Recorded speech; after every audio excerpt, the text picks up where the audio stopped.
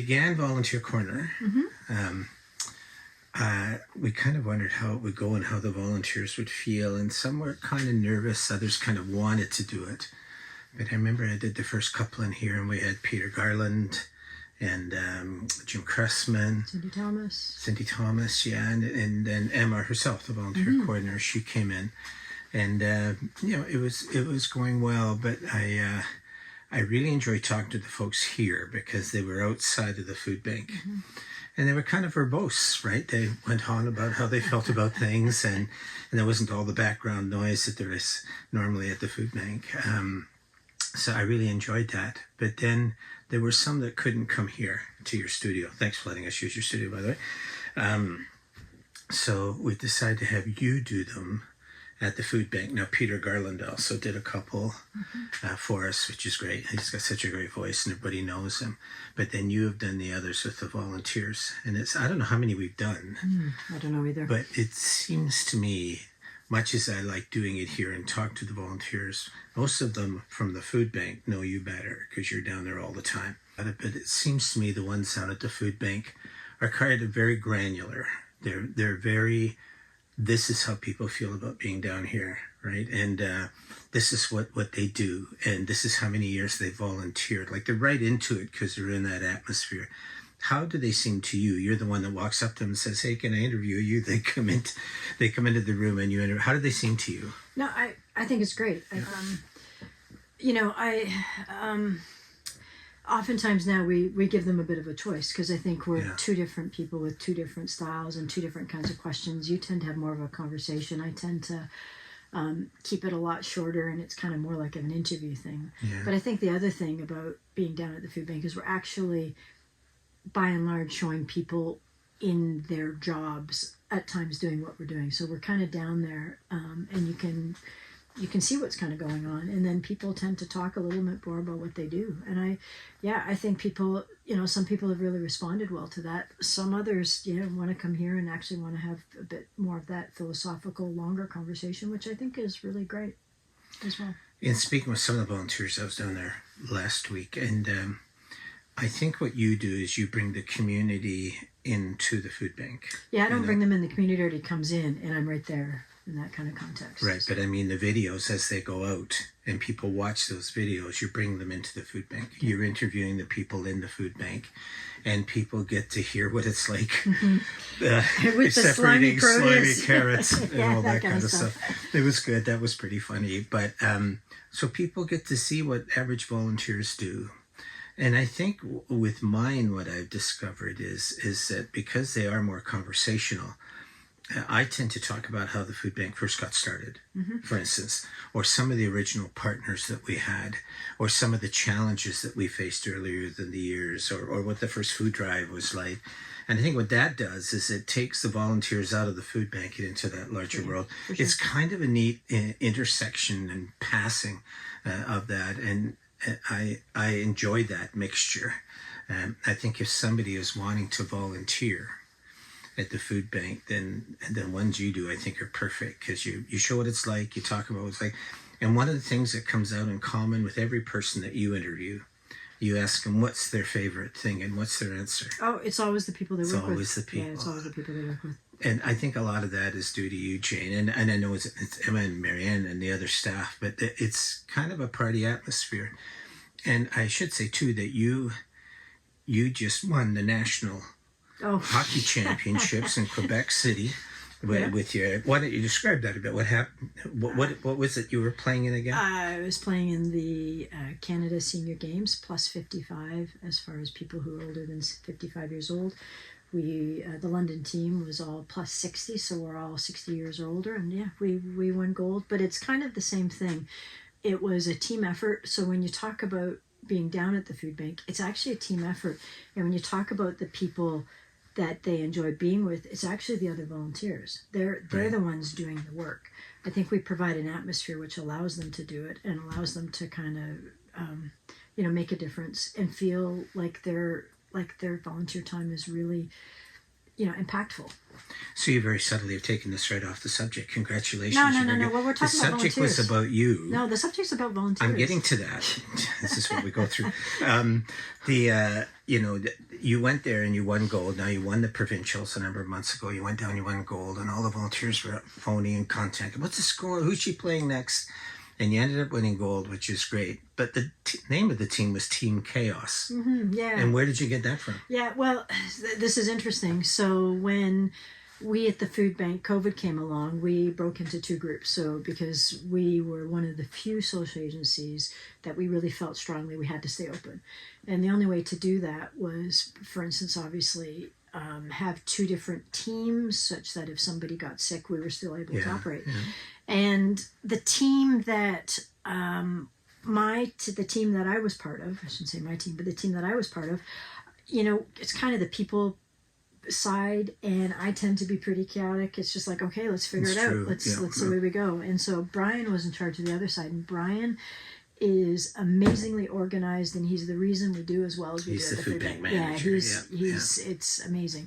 So kind of an old Maxwell Smart thing. All of a sudden, I think I don't know. We became Team Chaos with a K, and Team Control, or the A team. It became the A team on the other side, and those were all the people who kept everything organized. It was great, actually. Yeah. Both teams were really, really good.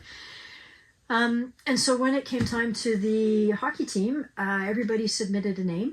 I suggested Team Chaos because at that point, some of us were still learning hockey systems. We could skate and play hockey, but when you play on a team, you gotta play positionally. So we were pretty chaotic. The team, yeah. And so it turned out that was the one that people voted for. So, and so the team voted for Team Chaos, and so somebody designed a shirt, and Team Chaos with a CH. So the national champions actually got their name from the food bank. Actually, and the 100%. Volunteers. Yeah, so for sure.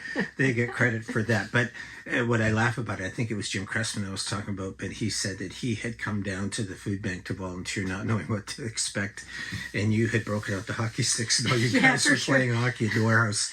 Yeah. I think volunteers really love that familial spirit, that the whole team kind of spirit. Yeah.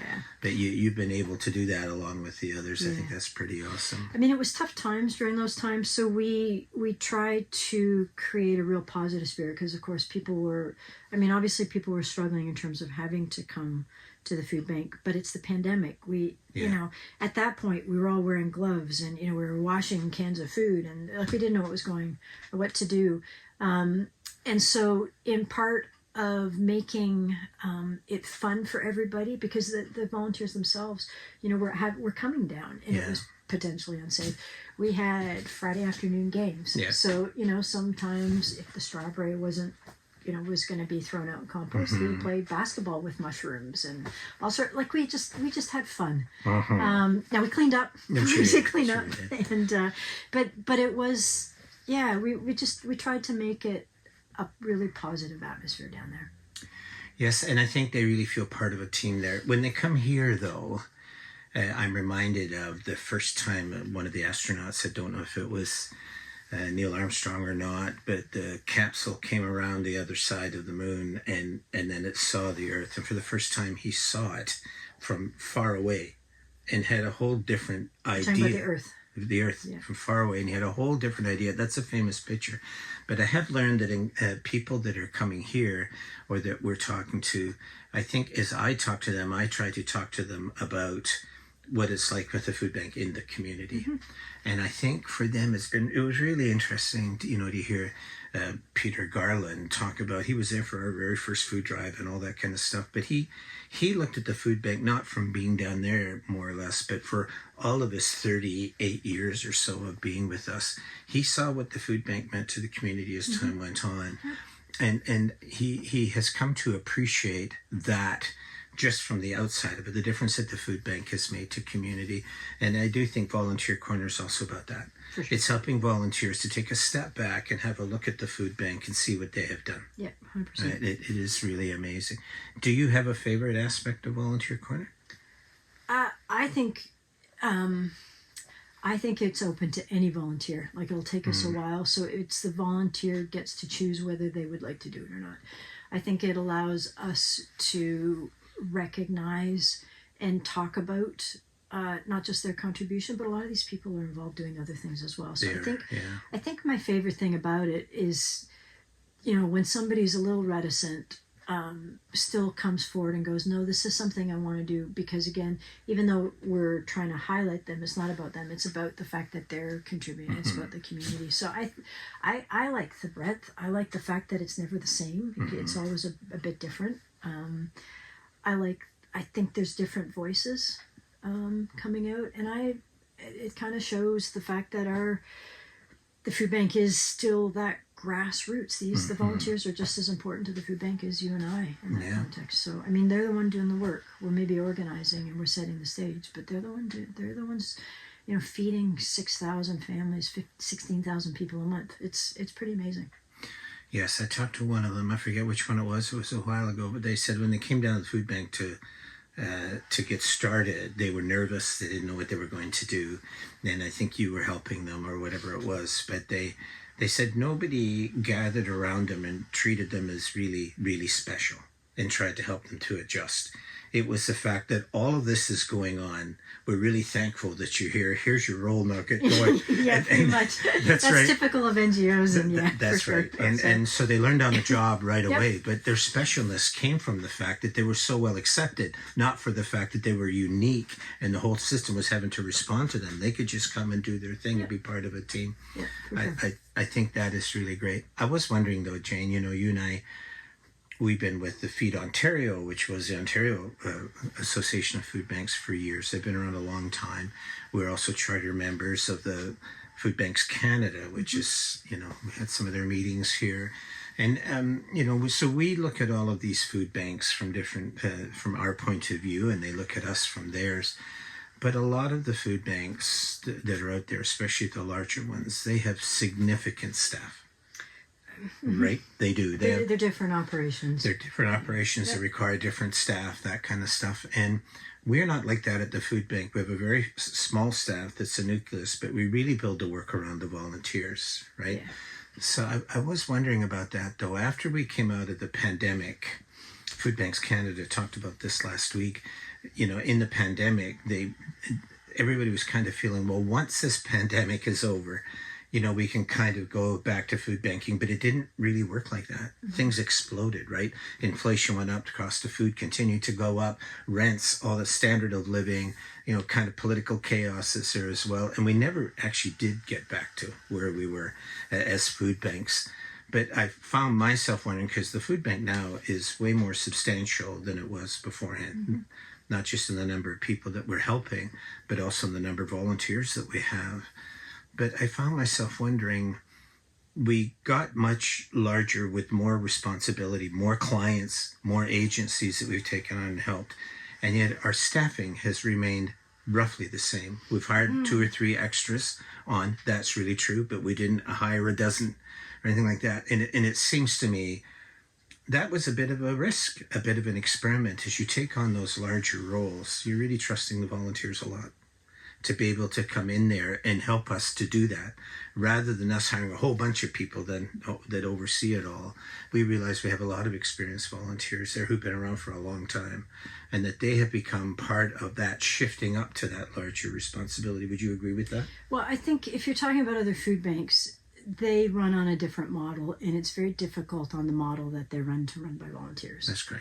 So I think what happened with the pandemic was, yes, we got busier, we got more money, so the public gave us more, but more money came through, and with more money comes more transparency, accountability, all of those things, and then health and safety, and so when you look at food banks our size and other centers, they're basically distribution hubs, which means you need truck drivers, you need people with steel-toed shoes, you're moving pallets around. It's a completely different thing, so you're not serving people directly.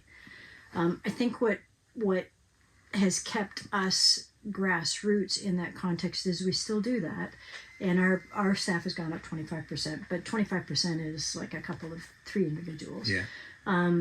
But because we serve people directly, most of the volunteers that come through are sorting food, making hampers, distributing food, and doing all those things that actually serve the 6,000 families a month. I think if we were a distribution hub, solely, and We need more help. yeah, because Yeah. it's a different kind of thing when it comes to moving pallets around, and we do move pallets around, but you need forklifts, you need to store, like you can't spread out the way, we love our inefficiencies because it means we're very inefficient with people, but it keeps it really grassroots. But if we're now a warehouse and we're going up, it just requires a whole bunch more, and legislation requires us to have different things. So I think that's in many ways what happened to most of those the food banks became more and more the place to assist all of the different groups, and they became the place to come for food, and food banks really took on that food role. And then the telling the story role in terms of all the people that need help. I think for us, the fact that we still have that direct service in a significant portion, so it's not just we're helping 100, 200 families a month. I mean, we are the significant group that assists families. I think that's meant we've been able to maintain grassroots, and I think that's been one of the secrets, actually. But our volunteer-based mushroomed. Our volunteer-based mushroom, but also our fresh food program with regards to our greenhouse and all of those things mushroomed as well. The programs that we were kind of assisting before we were one of the agencies, now it's there's so many different food programs we're part of, and we're trying not a small staff means we can't expand too much, but we want to expand where the public is wanting to be involved. So the public mushroomed, and the desire to be part of it mushroomed. Right, and just to clarify, like a lot of large food banks are either one or the other. They're a distribution place, or they help people directly. Yeah, London is both. Yeah. So it's a whole different kind of operation. Food banks or volunteers are essential. I do believe the food bank is just doing the series that's coming out on Rogers shortly, 10 episodes about what the pandemic did for us as a food bank. But right during that time, when the volunteers are coming in and that machinery down there is still moving forward, we also took on the homeless lunch program, the Farm in a Box program, partnering with Fanshawe College and others. I think we took on the depot system, which you helped to set up. I mean, the machinery kept going ahead, but after the pandemic was over, the food bank was into all of these different areas because it had to be, because of the pandemic, and yet we've been able to keep it that rustic volunteer base. Yeah, for sure. Right? We've been really lucky. Is that a challenge, though, given those broader responsibilities, or do you think that doesn't really impact the volunteer thing much? I think it does. There's a challenge. When you become so large, there's always a challenge in maintaining a grassroots. Yeah. I don't know. I don't know who said it. Are you a creator, like are you a builder or are you an operator? And when you're building something, you're entrepreneurial. That's kind of that growth phase, which requires people like us in many ways that can adapt and do whatever. But once you get to a certain size and you've got to manage people, you've got personalities, you've got to set up systems so that you can be fair with regards to the people that you serve, but also fair to the people that are within it. All of a sudden, you're kind of operating. And I think obviously we've been able to do both, but we still kind of have this entrepreneurial creative spirit. I think the longer we go, it is tougher to maintain that without building in the systems that can support it. So I think you could look at the food bank and lots of different things and poke a bunch of holes in it, but overall people really trust us. There's some things we continue to need to get better at internally, and I think it's it for sure becomes a challenge. It's also, we are lucky when you look at other food banks over time. Most of the folks that are leading them are not the folks that started them. There's a few places where that's still there, which is really amazing. But basically boards and others have identified the need to get management because there are rules and regulations we have to follow. So let's, from the CRA to Canada Revenue Agency, in terms of money and tax things, to Service Canada in terms of employment. There's just a number of things. So I think it's important to be able to do those things and do those things as well. Yeah. So. But just so everybody knows, I mean, it's our 39th year next month. I know, isn't it crazy? I had her back then. I think, but in that first year, Jane volunteered. She graduated from Western in zoology, and but then she volunteered for that year when I was in the fire department. Couldn't spend all that time there. That was amazing. But for me, I think I was there for 22, 23 years just as a volunteer. So it's in our DNA as an organization, and because we're still there, and because many people like Peter Garland and some others are still there and involved with us from those very grassroots time at the beginning, volunteers have stayed a priority, and I'm really thankful for that. I think because it started on a volunteer basis, and I remember you and I would talk about it at the very beginning. Nobody knew how a food bank worked. We were all trying to figure it out, but we felt that the community has to be at the heart of it. And also we were just hearing from so many people who were hearing that all of these people were going hungry and they wanted to help. So rather than build an organization that got government money and spent lots on different things, we decided we'd start with the volunteers from the beginning and just see where it went. And it comes to what it is today. But when I look at it now, how many staff do we have?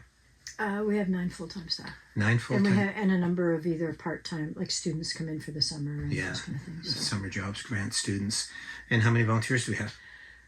We have 200 regular volunteers that help in the operation. We have, in terms of ad hoc volunteers that come in, there's 3,000 people on that database.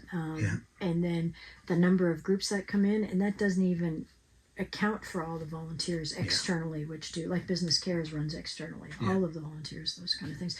I think one of the things that when we looked at volunteers and we looked at the food bank and the model, we collect food, we give it to people who need it. Anybody could do it.